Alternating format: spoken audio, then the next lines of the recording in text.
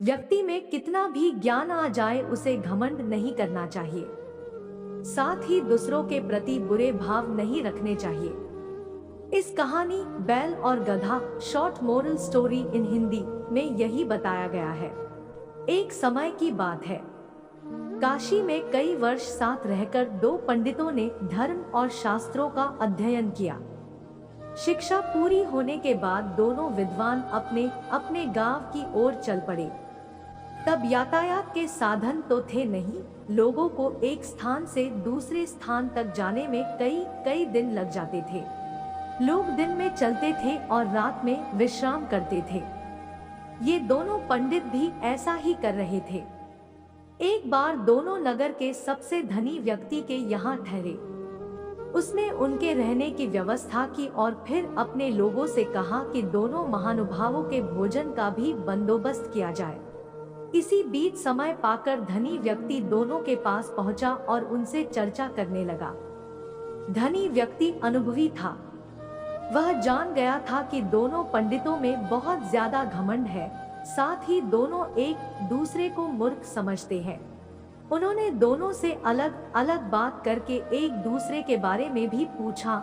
जो जवाब मिला वो सुन के ये धनी व्यक्ति बहुत ज्यादा दुखी हो गया। उसने मन में विचार किया कि ये दोनों काशी जैसी जगह पर वर्षों अध्ययन करके आए हैं, लेकिन एक दूसरे का सम्मान करना नहीं सीखा। बहरहाल भोजन का समय हो गया था। धनी व्यक्ति ने दोनों को बड़े आदर पूर्वक भोजन कक्ष में बुलाया। एक की थाली में चारा परोसा और दूसरे की थाली में भूसा परोसा। यह देखकर दोनों पंडित आग बबूला हो गए। गुस्से में आकर कहने लगे कि क्या हम जानवर हैं जो यहाँ चारा और भूसा खाएंगे? धनी होकर तुम हमारा अपमान कर रहे हो।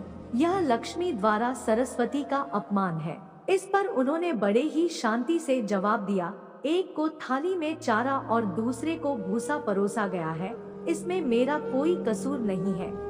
जब मैंने आप में से एक से दूसरे के बारे में पूछा था तो उसने कहा था कि वह तो बैल है।